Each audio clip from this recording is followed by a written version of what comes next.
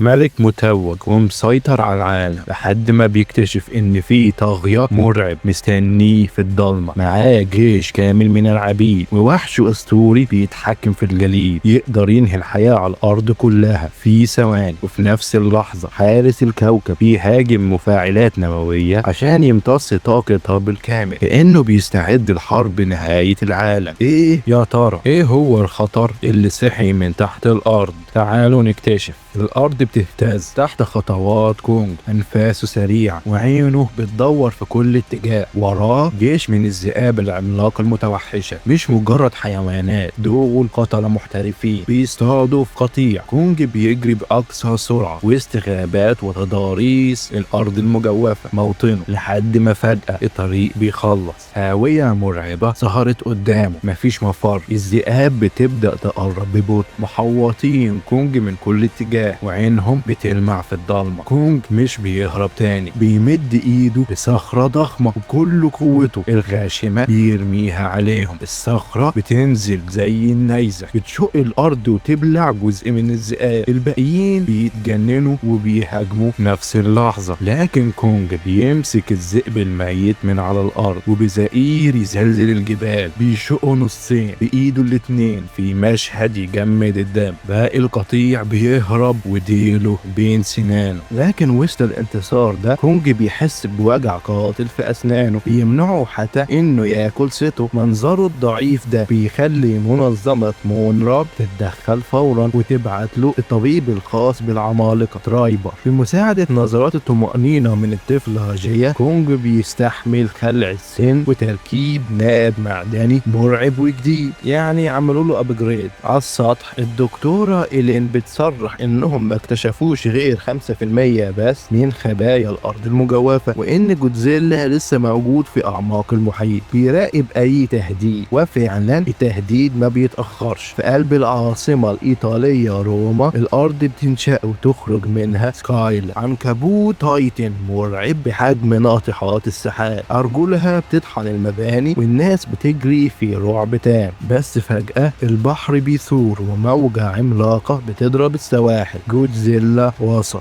المواجهة بتبدأ فورا. جودزيلا بيمسك سكايلا وبيرميها على المباني زي اللعبة، لكن العنكبوت المرعب بيلف مخالبه حوالين فم جودزيلا عشان يمنعه من استخدام شعاعه النووي. بعد ثواني من الخناق وتوتر جودزيلا بيجمع طاقة مرعبة ويخرج شحنة نووية حارقة من بين فكيه بتدمر سكايلا وتحولها لرماد في مكانها. بس جودزيلا ما بيمشيش كعادته، بيدخل الكولوسيوم العظيم، بيلف نفسه وبينام عشان يوفر طاقته، كأنه حاسس بكارثة أكبر جاية في طريق. في نفس الوقت ده جيا في مدرستها بتبدأ تشوف هلاوس بصرية مرعبة بترسم إشارات غريبة مش مفهومة. وفي نفس اللحظة أجهزة منظمة مونرا في الأرض المجوفة بتنهار بالكامل. إشارة غامضة ومجهولة بتضرب الأنظمة كلها، إشارة مطابقة تماما للرسومات اللي جاية بترسمها. إيلين بتستوعب هنا حال الأرض المجوفة بتبعت رسالة استغاثة. جودزيلا بيصحي النوم في روما وبيتحرك بسرعة جنونية، مش عشان ينام تاني طبعا، ده بيهاجم مفاعل نووي في فرنسا. ليه؟ بيمتص الإشعاع بالكامل وكأنه بيشحن نفسه لأقصى درجة. منظمة مونراك بتقف في صدمة. جودزيلا ما بيعملش كده إلا لو كان بيستعد الحرب بقاء أو فناء. نرجع لكونج اللي قرر يستكشف منطقة ضلمة مجهولة تماما في الأرض المجوفة،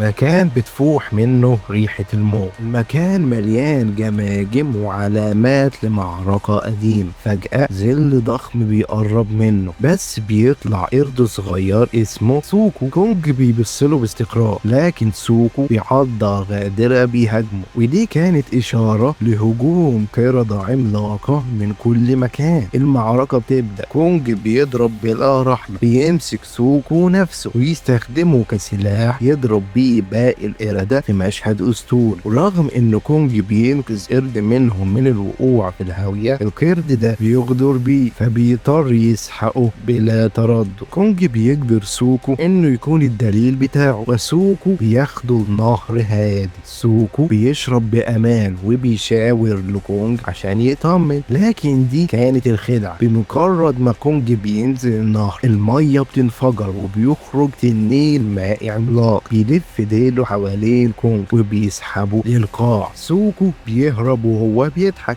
فكر ان كده خلاص تخلص من كونج، بس فجأة فاس بيطير وينغرز في الارض قدامه. كونج بيخرج من المية ساحب جثة التنين وراه، مش بس كده بيقطع حتة لحم ويرميها لسوكو الجعان. هنا القرد الصغير بيفهم ان كونج مش مجرد وحش عادي، ده ملك الغابة المجوفة. فريق مونارك اللي بيكون من إيلين وجيا وترايبر وبيرن بينزلوا الأرض المجوفة وبيلاقوا قاعدتهم متدمرة بالكامل، كأن إعصار من المخالب دمرها. جيا بتمشي ورا الإحساس الغريب اللي بيقودها لحد ما بيلاقوا بوابة سرية بتدخلهم على حضارة مخفية لقبيلة الإيوي، اللي هم بشر بيتواصلوا بتخاطب. القبيلة دي تقريبا بيكلموا بعض بعقولهم أو بيقروا عقول الناس. نرجع لكونج وسولو اللي بيوصلوا لمنجم ضخم، وهنا كونج بيتصدم. آلاف القردة من فصيلته بيشتغلوا زي العبيد متسلسلين ومقهورين، وفجأة السكوت بيعم المكان. من وسط الضلمة بيظهر سكار كينج، طاغية مرعب شايل سلاح مصنوع من العظم وباصص لكونج باحتقار. سكار كينج بيتريق على ناب كونج المعدني، وهنا كونج بيفقد اعصابه. اصل سكار غلبان ما يعرفش كونج كان بيعمل ايه في الوحوش. بتبدا معركه طحنه، قوه كونج الفاحشه بتصطدم بمرونه وخبث سكار كينج. كونج بيمسكه وبيهبط فيه في الارض بقوه بتزلزل المنجم. الرعب بيظهر على وش طاغيه لاول مره في حياته، بس سكار ما بيلعبش بشرف، بيسحب صوت نهايته كريستال غريبة. بمجرد ما بيضربه في الأرض الهواء بيتجمد. من وسط الجليد بيخرج شيمو، تايتن أسطوري حجمه مرعب قادر يجمد أي حاجة. وتخيل بقى سكار كينج هو اللي بيتحكم فيه. سكار بيأمره وشيمو بيطلق عاصفة جليدية بتضرب إيد كونج وبتجمدها بالكامل. الألم طبعا لا يحتمل. كونج بيخسر درعه الأساسي، وسوكو لأول مرة ما بيهربش، بيساعد كونج ينسحب بالعافية، بينما سكار كينج ياخد فاس كونج وبيؤمر جيشه بالتحرك وراهم. معبد الإيوي إيلين بتشوف نقوش قديمة بتحكي نبوءة مرعبة. لما سكار كينج وشيمو يرجعوا الكوكب هينتهي، والوحيد اللي يقدر يوقفهم هم جودزيلا كونج وأسطورة تانية نايمة موثرا. جيا بتقرب من كريستال عملاق، بمجرد ما بتلمسها نور مبهر بيعمل مكان، ومن قلب الضوء بتصحى الفراشة الأسطورية موثرا. طبعا بكل السهولة دي الأمل راجع تاني. كونج بيوصل للقبيلة وإيده شبه متدمرة بالكامل، حرفيا روحه بتطلع من الألم وما بقاش قادر يقاتل. بس ترايبر العبقري بيتدخل وبيركب لكونج سلاح متطور جدا، قفاز ميكانيكي عملاق اسمه بيست جلاف. القفاز مش بس بيعالج ايده، ده بيضاعف قوته بشكل جنوني، تعويض عن الابجريد اللي ملوش لازمه بتاع السنان. كونج بيضرب الارض بالقفاز الجديد، الارض بتنشق، الملك رجع اقوى من الاول. تحت مياه المحيط المتجمده جودزيلا بيوصل لمنطقه تايتن المرعب تايامات. معرفش الاسماء الغريبه دي مش مجرد خناقه ملهاش لازمه، دي معركه على مصدر طاقه هيكون كافي لانقاذ البشريه. تايامات بتلف جسمها طويل حوالين جودزيلا تحت الميه وبتحاول تخنقه، لكن جودزيلا اللي مليان طاقه نوويه بيفجر طاقته في وشه، بيقطعها الاشلاء وبيسحب كل الاشعاع اللي في منطقتها. جسم جودزيلا بيجيله كمان ابجريد، بيبدا يشع بلون جديد ازرق مايل للوردي. جودزيلا وصل لنسخته السوبر نوفا الخارقه وجاهز للحرب، لكن في الارض المجوفه الرعب بيبدا. سوكو بيشاور بخوف للأفق، سكار كينج، شيمو وجيش العبيد بالكامل بيزحفوا في اتجاه قبيلة الكيوي، قصدي الإيوي. لو سكر كينج قصدي سكار كينج لقى طريق للسطح، العالم كله هيتجمد وهينتهي للأبد. المعركة الفاصلة على الأبواب، ومصير البشرية متعلق بخيط رفيع. الأشرار بيقربوا والعمالقة بيستعد، اللي جاي هيبقى دمار شامل. كونج بيسيب الأرض المجوفة وبيطلع للسطح من بوابة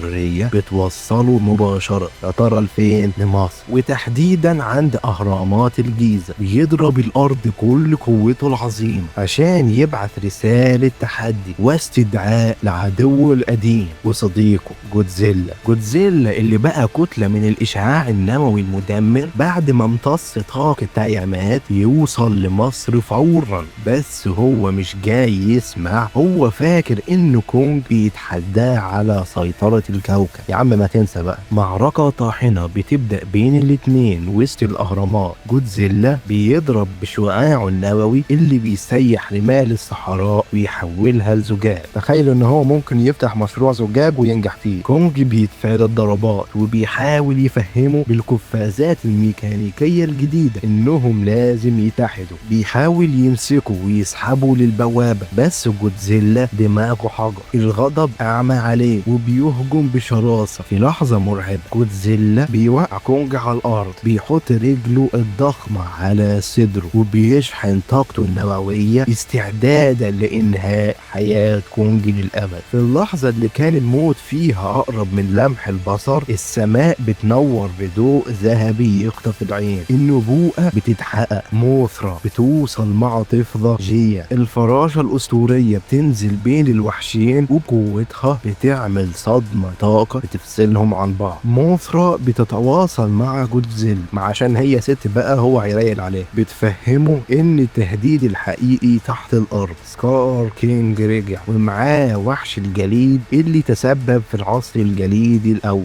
هنا طبعا جودزيلا بيهدى، بيبص لكونج والاتنين بيقفوا جنب بعض في مشهد يخليك تحس ان هم اخوات. ملوك الارض اخيرا اتحدوا ونازلين سوا للجحيم. المعركة بتتنقل للارض المجوفة. سكار كينج وجيشه وشيمو بيقربوا من قبيلة الايوي عشان يدمروهم ويطلعوا للسطح. بس فجأة الارض بتنشق وجودزيلا كونج وموثرا بينزلوا عليهم زي الصاعقة عشان الكيوي يحموا نفسهم. بيعكسوا الجاذبية في المكان بالكامل. تخيل معايا المشهد، معركة بين عمالقة بأوزان آلاف الأطنان وكل ده طاير في الهواء بدون جاذبية. جودزيلا بيسبح في الهواء وبيطحن جيش القردة، وكونج بيشتبك مع سكار كينج في قتال عنيف، بينما موثرا بتشتت انتباه شيمو بضربات من الضوء. سكار كينج بيوجه شيمو بالكريستالة انها تطلق شعاعها الجليدي. المعركة بتخرج عن السيطرة. الضربات العشوائية بتفتح بوابة زمنية ومكانية ضخمة بتسحب الوحوش كلهم لسطح الارض. ما هي نبوءة بقى لازم تتحقق. العمالقة بيسقطوا من السماء في قلب مدينة ريو دي جانيرو، ما واخدينها فسحة في البرازيل. شيمو بتطلق شعاع الجليد بتاعها للسماء، والطقس في العالم